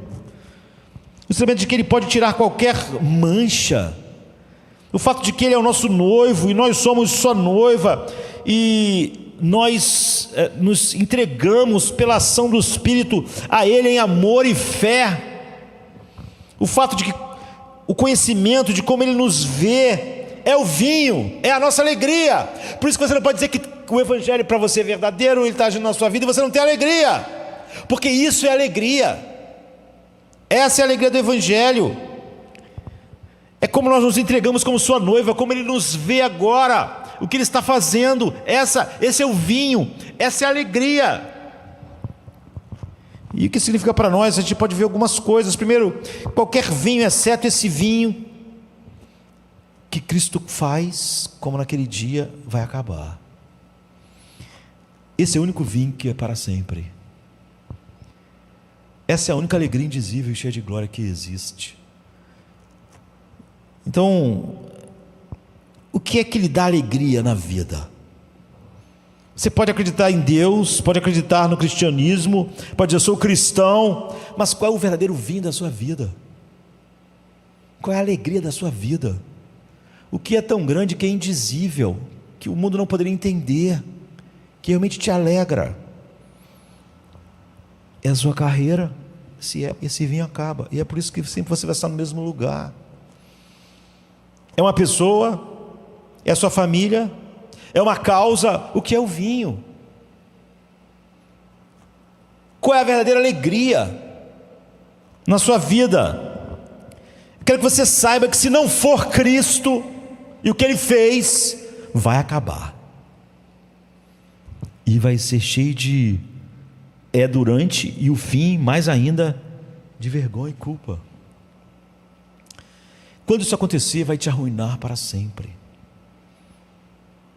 E você não pode fazer nada para impedir. Se alguma coisa que não é Cristo, o que Ele fez, o vinho na sua vida, não importa o quanto você cuide, ou então quanto você até ache certo, o casamento, então ele vai acabar, tudo vai acabar. Todos os outros vinhos acabam. Não importa como esperto você seja, como você acha que é mais esperto que as outras pessoas que tomaram desse vinho e acabam na escuridão, nos seus corações. Todo vinho, exceto esse vinho, vai acabar. Por isso que não há nenhuma chance do humanismo secular te dar alegria nenhuma verdadeira. Em segundo lugar, faça tudo o que Ele lhe disser. É bastante interessante como muitas vezes as pessoas na Bíblia, quando interagem com Jesus, Ele dá respostas enigmáticas e confusas. Nosso tempo já acabou, né? Ele, em vez apenas de lhe dar a resposta que você espera, Ele dá uma resposta que as pessoas ficam, como é que é? O que Ele quis dizer com isso? Não é?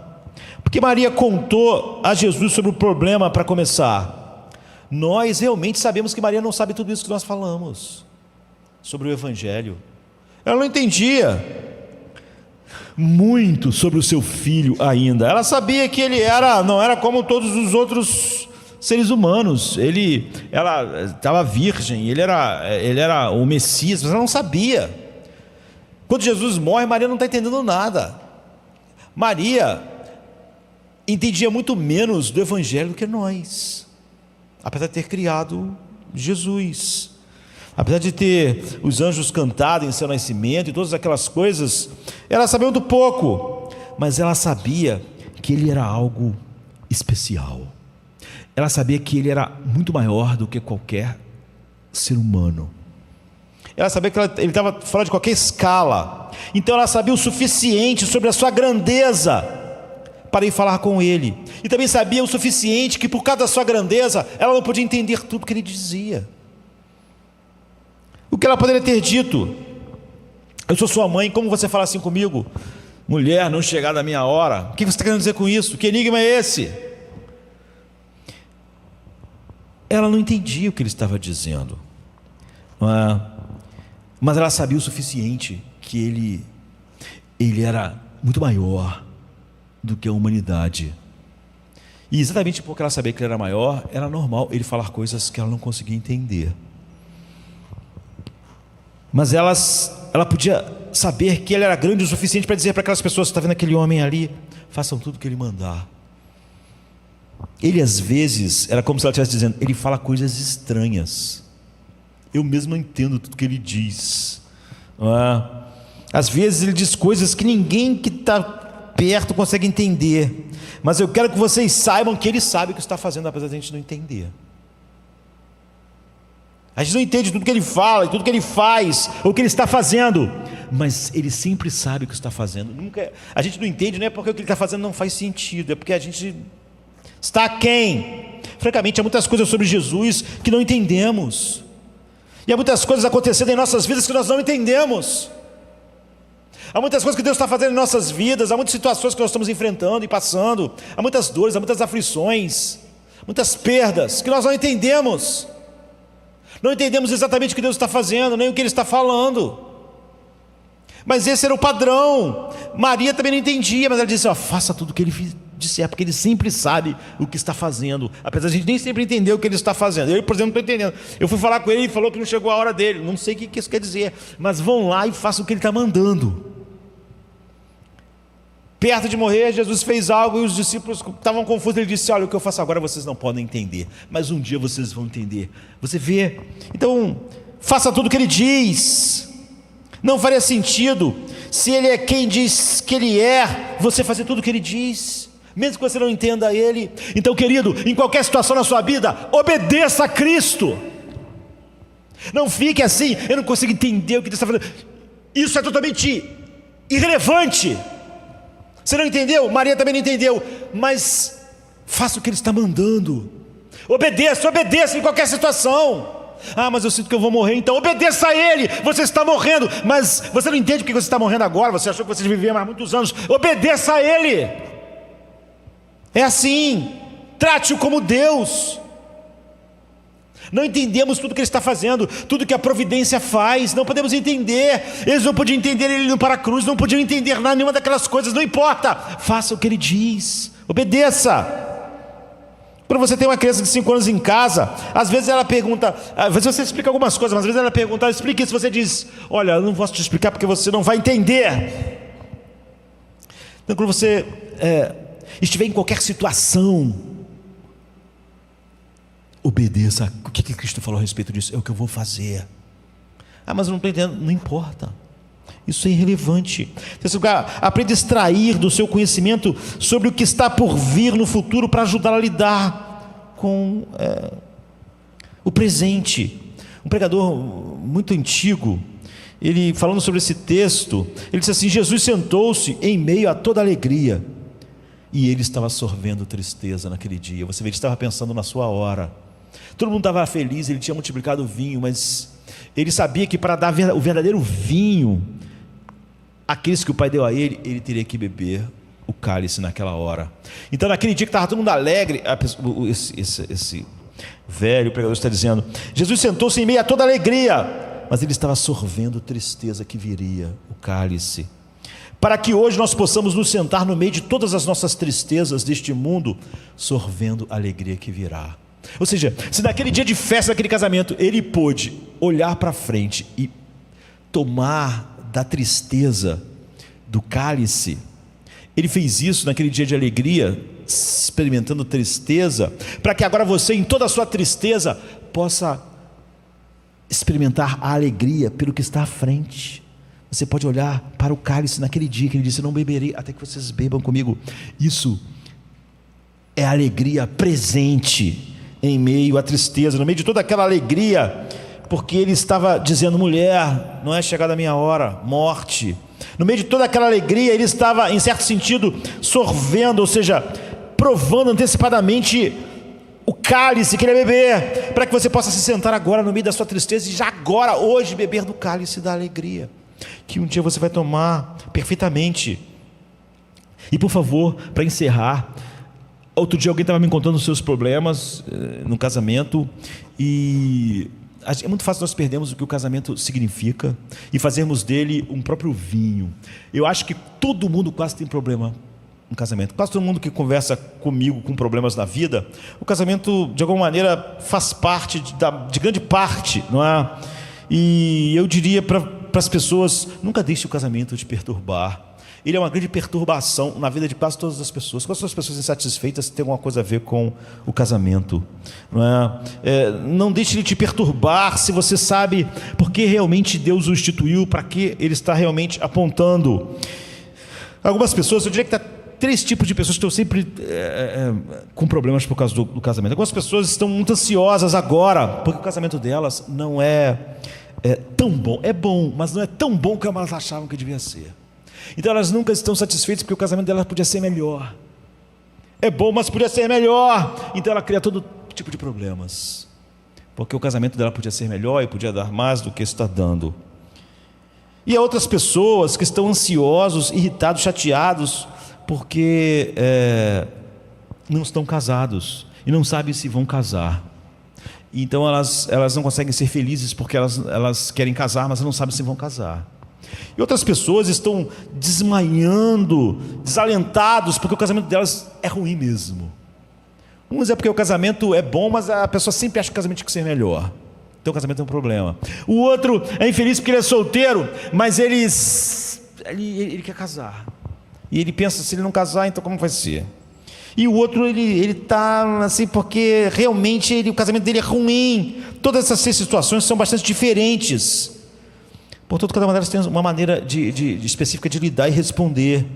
Mas há uma coisa que você deve ter em mente: é que o casamento não é tudo o que as pessoas fazem o casamento ser. Apenas uma pessoa no universo que pode lhe dar tudo o que seu coração anseia. E o único casamento que vai te dar isso. E se você acreditar realmente em que tudo que ele fez é para aquela festa, para aquele dia, para você experimentar agora, você não deve pensar que qualquer outro tipo de relacionamento ou cônjuge pode te dar isso. Isso vai fazer o casamento ser menos problemático, porque você não vai colocar sobre ele. Ele é a coisa sobre as pessoas que colocam mais esperanças de felicidade. Elas têm um bom casamento, mas ele não é tão bom como devia ser, então ela quer ser mais feliz, o casamento tinha que ser melhor. O outro, ele não é casado, e se ele for casado, ele acha que finalmente, e o outro casamento é ruim, então ele não pode ser feliz de nenhuma outra maneira, porque o casamento não está bom. Você nunca deve olhar para o casamento para consertar o seu coração partido, quebrado, vergonha e culpa. Nunca deve olhar para o casamento para dar todo o amor que sua alma precisa, como vimos hoje pela manhã. E nunca deve olhar para o casamento para ele te dar senso de valor e senso de significado.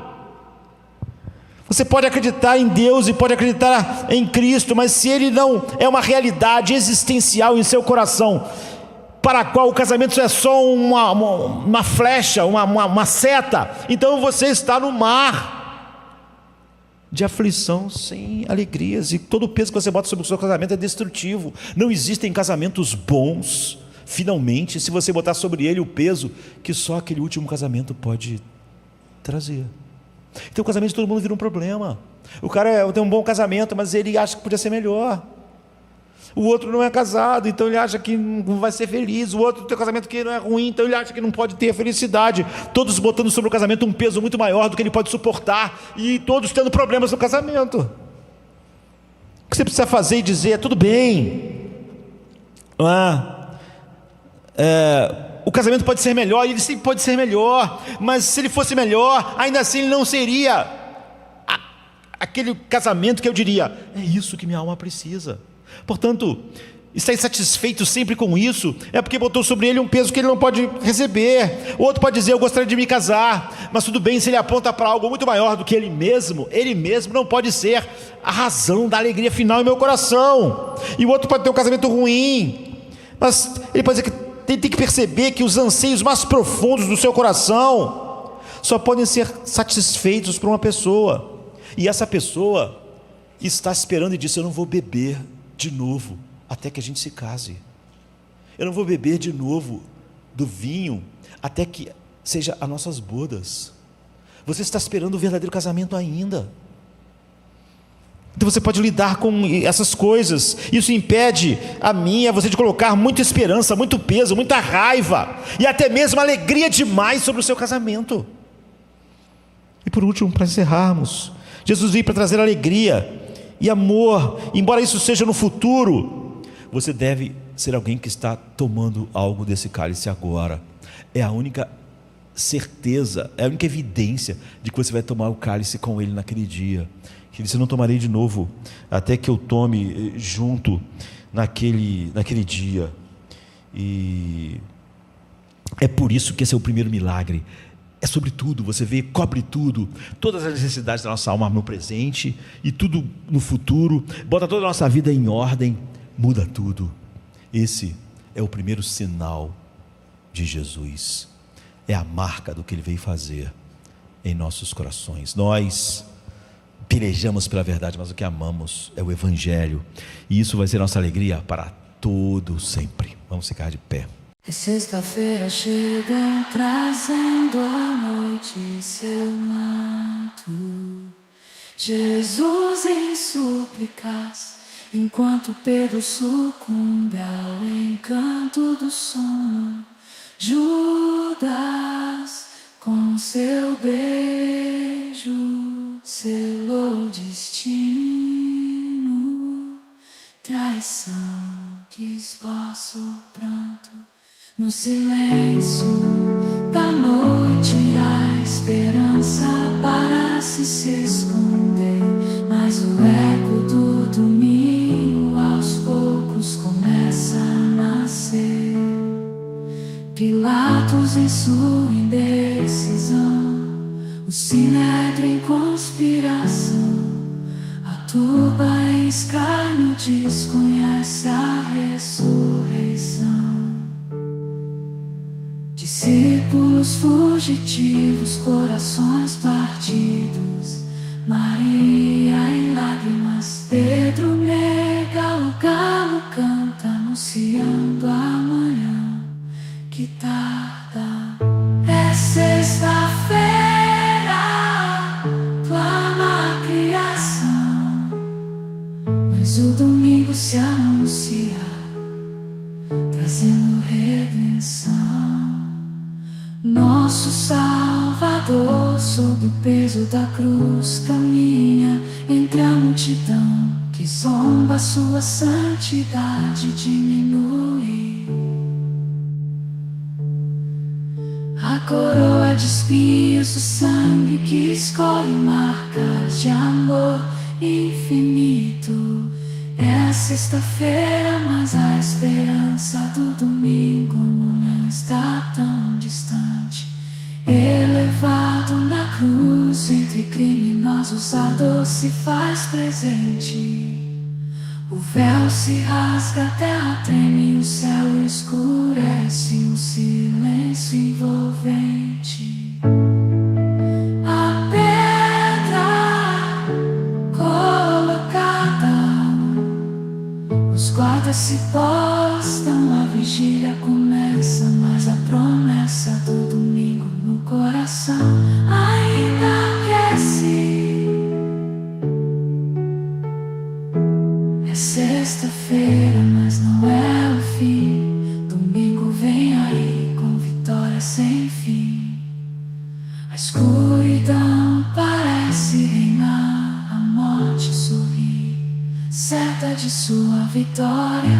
É sexta-feira, mas a história ainda não contou sua glória. O pecado julga ter vencido, a esperança parece falhar, mas a luz do domingo já começa a brilhar. O túmulo agora vazio, a pedra removida, Jesus ressuscitou, trazendo vida. Manhã de domingo, brilha a esperança restaurada. A morte foi vencida, a redenção proclamada. É sexta-feira, mas a alegria vem com o amanhecer. Domingo já chegou, ensinando-nos a renascer. Nosso Salvador, sob o peso da cruz, caminha entre a multidão que zomba, sua santidade diminui.